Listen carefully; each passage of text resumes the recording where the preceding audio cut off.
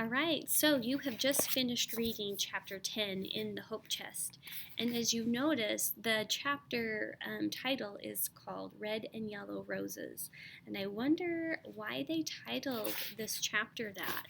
If you notice that as she gets off the train and she's kind of starting to go and look for her sister, she's kind of lost Myrtle and she's worried about that. And but anyhow, they start handing out these flowers, and some of them are red and some of them are yellow. And we're going to kind of find out soon here what they really mean, because the color of the flower does have some big significance.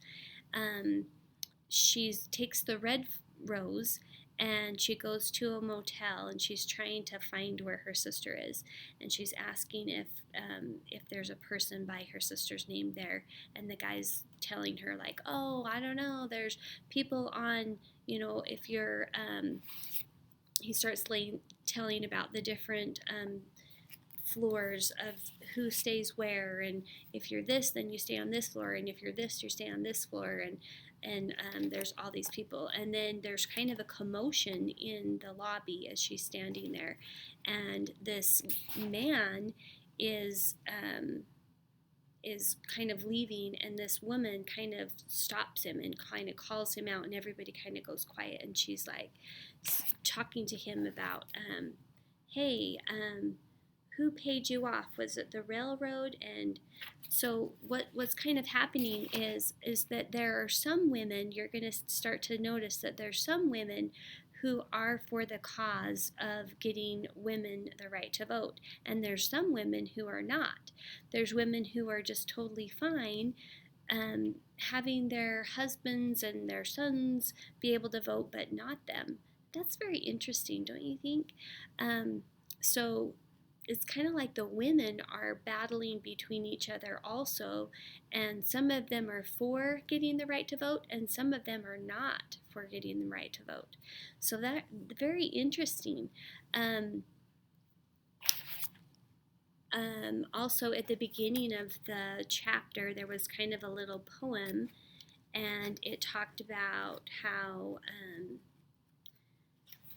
oh dear, what can the matter be? Oh dear, what can the matter be? Women want to vote.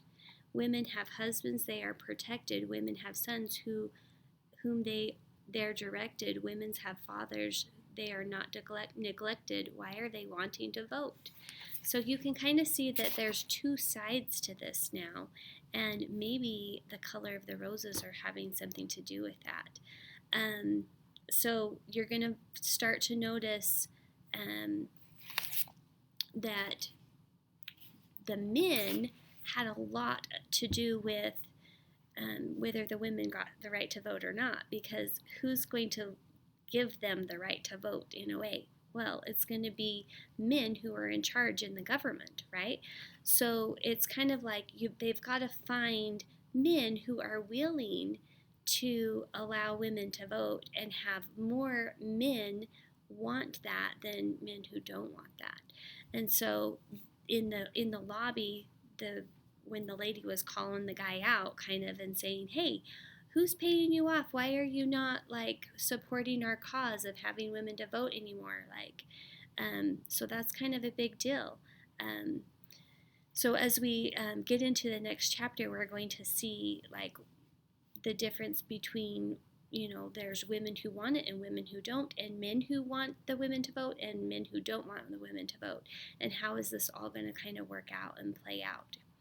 So after you read after you've read it, you should have already read it, I guess, your assignment for today, I'm going to kind of shorten it. I'm not going to have you write a summary today, so you're going to have a little break from summary. But you are going to need to find what is the theme of chapter 10. Think of what did the author want you to learn from this chapter, and then think of 2 details that would back up why you think that that's the theme. And then instead of writing a summary today, I want you to flip to page 35, and we're going to do a little activity with synonyms and antonyms. Now the first page is they already give you a word. So you're going to need to use like a dictionary, or you can use your Safari or your Google and Google the definition. But then you need to come up with, it says, write at least 2 synonyms and antonyms for each of the following words. So right here where it says synonyms, you're going to look up fatigued. What does the word fatigued mean? And you're going to write 2 similar words. Remember, synonyms are similar, antonyms are opposites. I've included a little link, a little short video link for synonyms and antonyms for you to review if you want to watch that to help you. But your dictionary can help you with this too, or a thesaurus can actually help you, because if you put in thesaurus, fatigued, then it'll give you a lot of different words that mean the same thing, or antonyms, things that are opposite of it. Okay, so on this first page, they already give you the words. You're just going to find 2 synonyms and 2 antonyms for each of these words. Then when you flip it over to the back, you're going to use your book. Okay, so you're going to use your book and you're going to find some vocabulary words that maybe you don't understand what they mean, and you're going to write the word right here in the word and what page you found it on.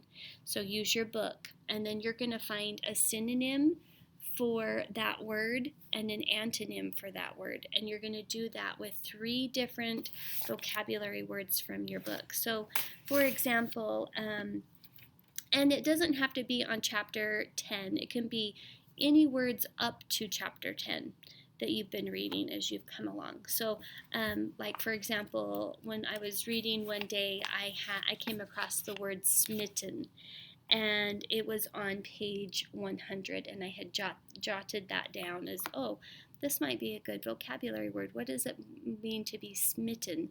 Because I think Myrtle was asking her if Mr. Martin, she thought that Mr. Martin was smitten with her sister. And what does that word mean? So I would put the word smitten and then page 100, and then I would look up, what does the word smitten mean? And I think that it's kind of, I didn't look it up right this second, but what could be a similar word to smitten, like maybe he likes her, okay? So if you like somebody, what could be a word that's similar to that? And then what would be the opposite of smitten, okay? What would be not liking or something, okay? So you're going to fill in this side with your book, and the other side they just give you the words. So this side you get to make up your own words, and that is page 36 in your book. Okay, so no summary today, just pages 35 and 36 in your workbook, plus doing the theme and two points on chapter 10. So no summary. All right. Okay, have a great day, and I hope you're really thinking about those roses and what color that red rose really symbolizes. All right, we'll see you tomorrow.